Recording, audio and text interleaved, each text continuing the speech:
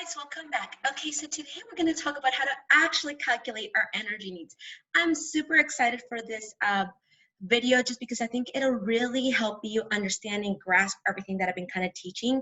If you haven't watched any of the other videos in regards to understanding your energy needs, part 1 and 2, I highly recommend that you do it so you do understand what's going on in this video. So remember, today we're going to talk about how to actually calculate. I'm doing a Zoom call just because I think it'll really, really help me. This is something I do with my college students. So I think you guys are definitely getting your time's worth. Alrighty, so I'm going to go ahead and share my screen, and then I'm going to walk you step by step on how to create and understand your macronutrient needs in regards to your energy needs per day and per week. Now remember, this is geared towards a fat loss way of eating. So if muscle gain is what you're trying to do, this video is not for you. I will create one for those wishing to gain muscle mass, but for those of you wishing to lose body fat, this is how you do it. I hope you guys enjoy that. Please give me your feedback. Let me know if you have any questions and if this was helpful for you guys. All right. Okay, so first and foremost, when you are trying to understand your energy needs, you definitely need to understand where you are.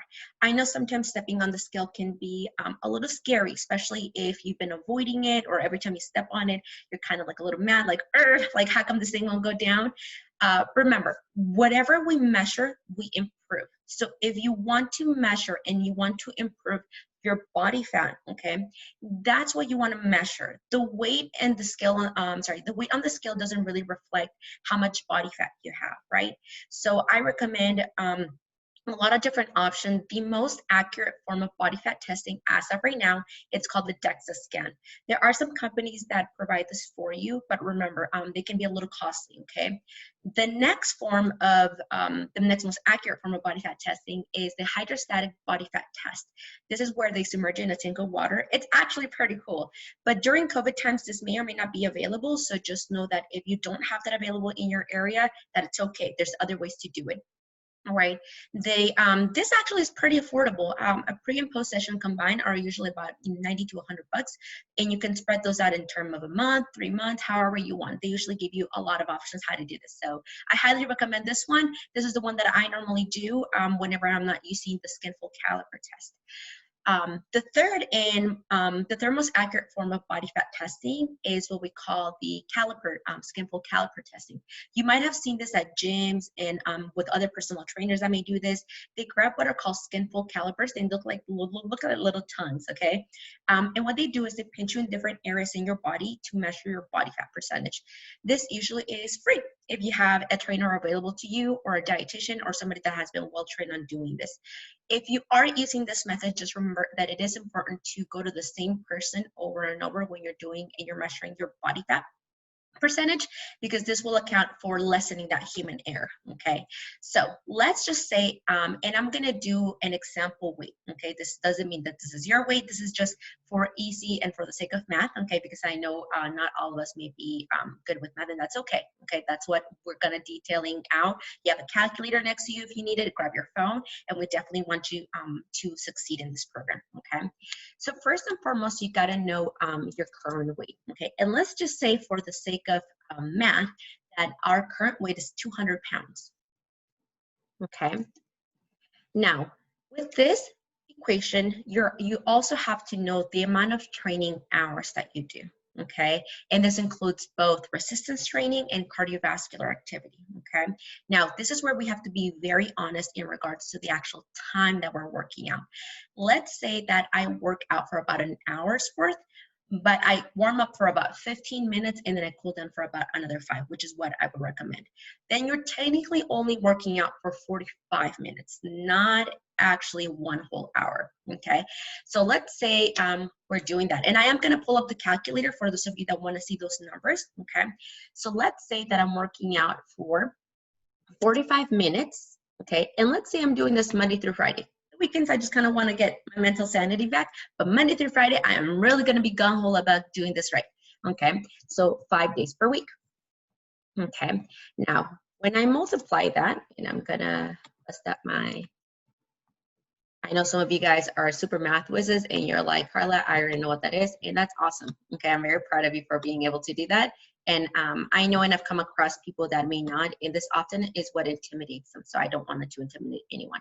All right, so we're gonna grab the 45 minutes and we're gonna multiply it by the 5 days of the week, okay? And we get 225 minutes, okay? Now we have to find how many hours, okay? So we're gonna divide this by 60 minutes, and for my math people, this is because the minutes will cancel out, okay? So when we do that, so when we divide this number by 60, we get 3 hours and 75, 375, okay, 3 hours and 75 minutes, okay, of activity, right? So you definitely want to keep that in mind. And this number, remember, is for the sake of math, okay? Alrighty, so when you do that, this is now becomes your new training hour number, okay? 3.75, alrighty. Okay, now how much can you actually lose per month?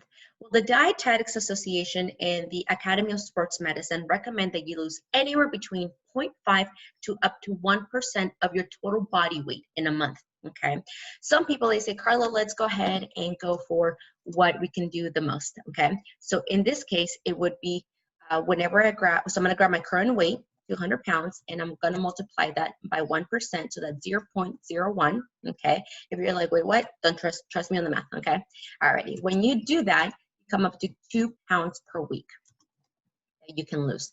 Now there are 4 weeks in 1 month, usually, give or take. So we're going to multiply that by 4 for the 4 weeks of the month, and you get 8 pounds per month that you can lose, you know, in the initial month. I know some of you guys, let's say this person was 200 pounds and their goal was to ultimately weigh 150 pounds. You can't make that big jump. Remember, if you restrict your calories too much, a lot of things can go wrong. For women, it's usually their menstrual cycle that gets affected first. Remember, your body says, hey, you don't have enough energy to sustain me, so the last thing you need to do is reproduce. So let me start shutting that thing down, okay? In males, usually your sex drive gets affected, and as well as your sperm count. So you definitely don't want to mess with that, okay? Alrighty, so let's say we have this down. Now we're going to calculate how many calories per day you need in order to be in that calorie deficit. Now, there are many equations that can be used. In the dietetics world, we normally use the Harris-Benedict formula. We also use the, I can't pronounce it, no, it's St. George, okay? I can, I've always had trouble pronouncing that, but my dietetics peoples, you guys know what I'm talking about, okay? There was a formula, so there was a formula that was coined by Alan Aragon, okay?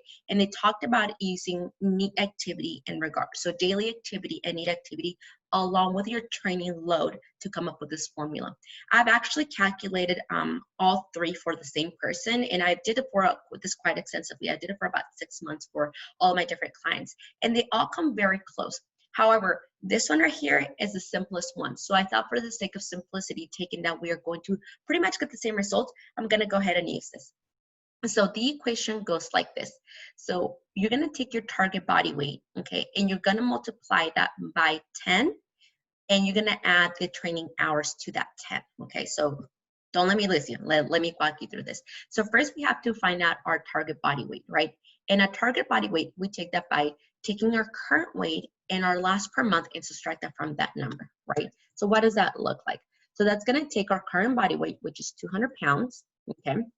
And we're gonna subtract 8 pounds that we can lose in that 1 month, right? So this comes to a whopping 192 pounds that you can be at the end of the month.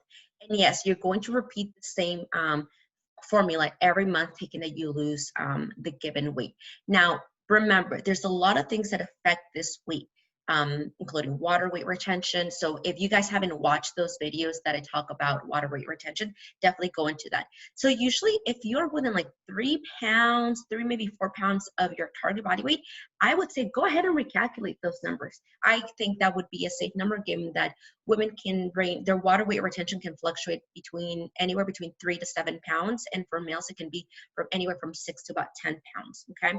So definitely, if you didn't hit that complete goal, don't worry, keep going and keep adding, okay? Well, in this case, keep subtracting. Alrighty, so now, in order to calculate our calories per week, we're going to take that target body weight, and this is that formula I was talking about, okay? So we're gonna take our 192, which is, I'm actually gonna make this differently. We're gonna take our target body weight, okay, which was 192, and we're gonna multiply that by 10. And we said those training hours, right, was 3.75.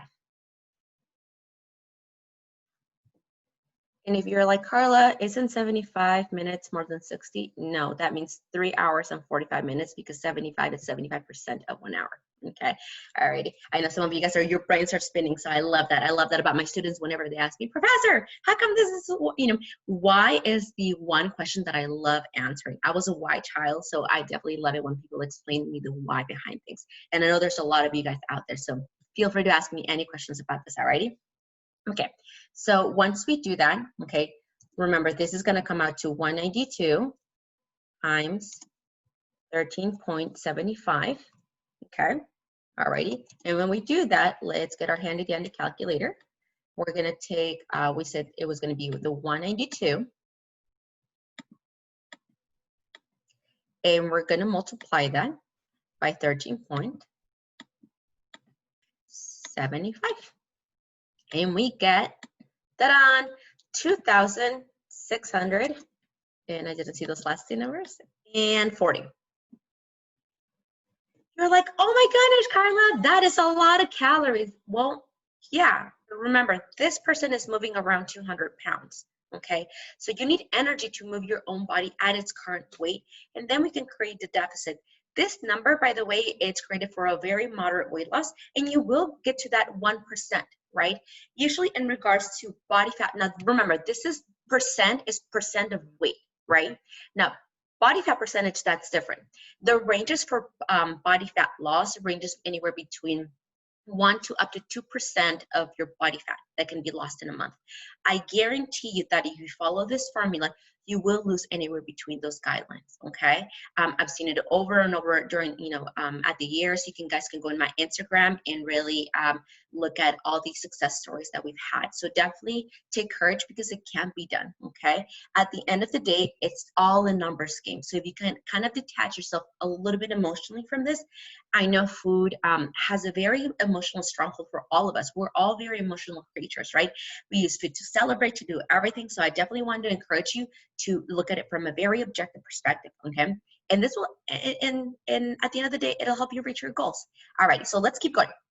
So now that I know that what my total calories, I'm gonna go ahead and put them right here. So I have them for reference. Now, you can definitely go for the 2,640, right? But I naturally like to, I like to just round numbers up or down just because it makes things easier. So I'm gonna round this down because it'll help me get into that deficit a little bit deeper, okay? But not by too much. 40 calories is not that much. It's like 2 apples or,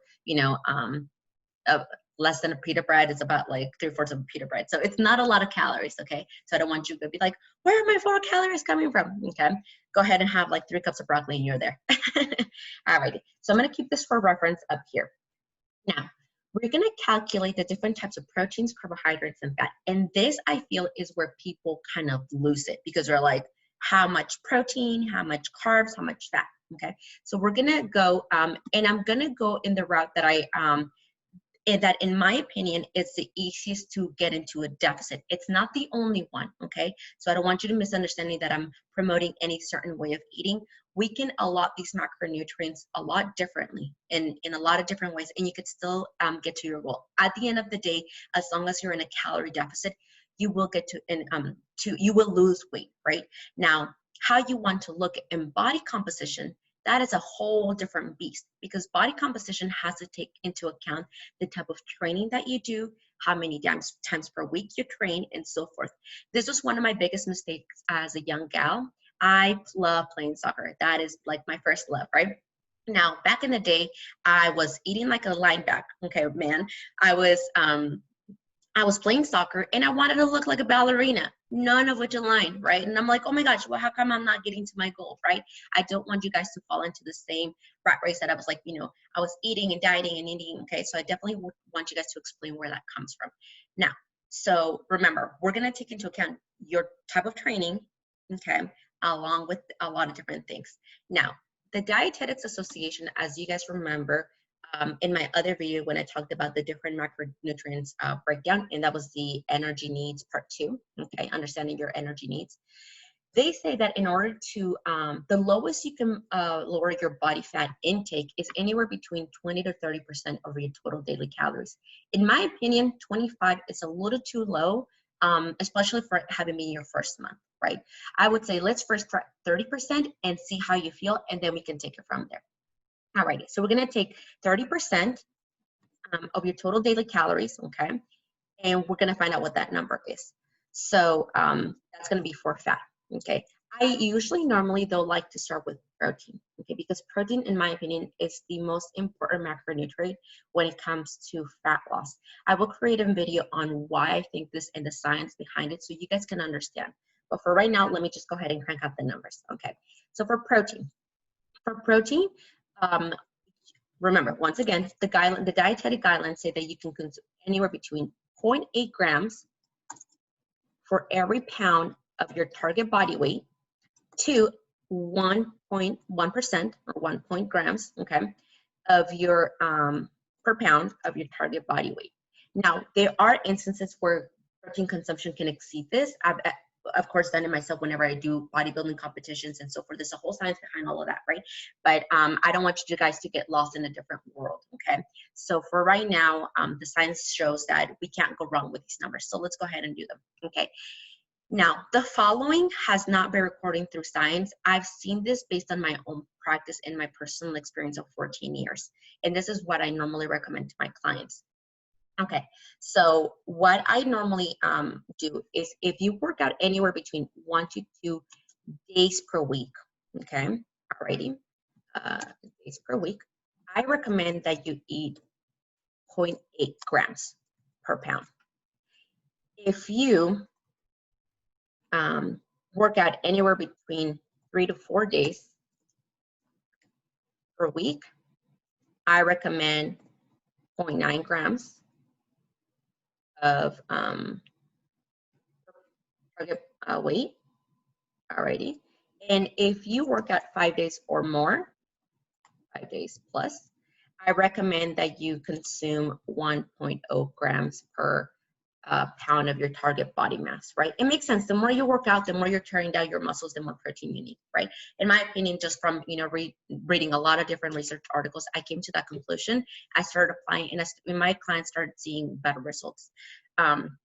Okay, so let's say, now remember, back up here, we said that we worked out 5 days per week, but that the training hours was a little bit different. But I worked out 5 days per week, right? So that puts me into this category right here, right? So let's go ahead and do that. So our target body weight was 192, and that's how many grams I'm going to consume. Now remember, protein has 4 calories for every gram, so I'm going to multiply the 192 to find out how many calories come from there, okay? So when I multiply that, I get 768 calories coming from protein, okay? Now let's go back into that fat calculation, okay? So I know that I need to calculate 30% of my total daily calories. So if I have 2,600, I'm gonna multiply that by 0.3 to make it a 30%. And that's gonna give me the total calories coming from fat. So let's see what that is. Times 0.3. That's 780. Okay, so I'm gonna put this right here.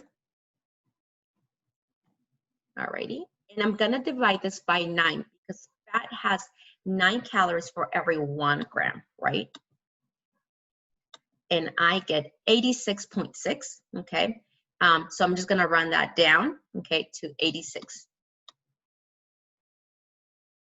If you wanna go ahead and run it up, that's fine by me. 1 gram is not gonna kill you, okay? Alrighty, so we have these numbers right over here, right? So we wanna definitely make sure that we understand where these numbers are coming from. Now, in order to figure out how many carbohydrates I need, right, I'm gonna take the calories from protein and I'm gonna add them to the calories from fat, and I'm gonna subtract this number from my total calories, right? So let's find out what that number is. So my calories coming from protein is 768. And I'm gonna add my calories from fat, which were 780. I get 1500 or 1548, right? I'm gonna subtract this number from 2600, and I'm gonna get 1052 calories, right? Coming from carbohydrates. Now, remember this number, I'm going to divide by 4 because there are 4 calories in 1 gram of carbohydrate. And you get 263 grams coming from carbohydrates. You're like, holy cow, Carla, that's a lot of carbs. It is, but consuming all of these numbers, you're still going to be at a calorie deficit of 2,600 calories. Remember, your body needs energy to function. If you are working out, okay, remember, carbohydrate is the main source of fuel for the human body, unless you're doing like marathon running, and that's a different macronutrient distribution, okay? So don't get all hung up on that. If you guys are doing that, please reach out to me and we can definitely help you guys out with that. Now, these numbers you can use to track them on a Chronometer, MyFitnessPal, or any kind of nutrition database that that you guys are using. Now, a little disclaimer about some nutrition apps. They do give a calorie recommendation that, in my opinion, is a bit too low. I know some of them can give you the goal of like 1,200 calories I've seen, and in my opinion, that's not helping your health. It's not helping your body, and it's not helping achieve your goals or make you feel good getting there, okay? So you definitely need fuel. You definitely need food, okay? Because that's where fuel comes from. So now these numbers are just kind of targets, right? It's going to be almost nearly impossible to hit every single one on the dot, okay? But as long as you're within, very close, okay, you'll get to your goal. Remember, nobody eats the exact same thing, the exact same weight every single day. Nobody has time for that, okay? So you definitely want to make sure you follow these guidelines, okay? And if it were me, in my opinion, there are 2 numbers that I really would want to focus on. And that is A, first and foremost, my total daily calories, making sure I don't go above that number.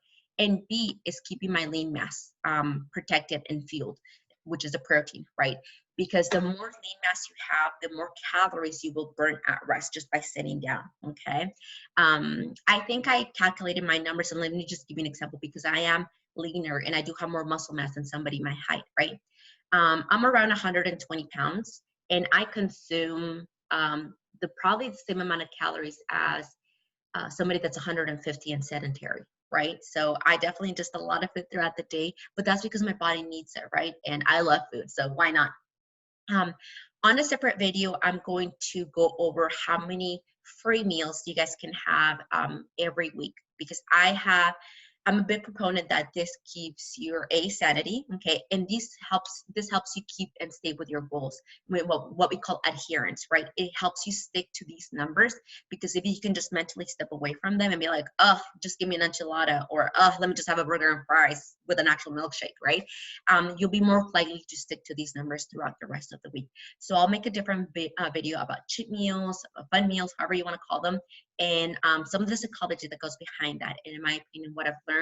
And I'm going to talk about my own experiences with that. So I definitely want to make sure that you guys understand where all of this is coming from. I hope this was helpful. Thank you guys so much again for watching, and please let me know if you liked it. Let me know if you have any questions, or if you would like me to go into depth into any other thing, because I definitely want you guys to succeed. And once again, this is the science behind food and how we fuel people's bodies. So I hope this helps you guys. God bless. Talk to you soon. Bye-bye.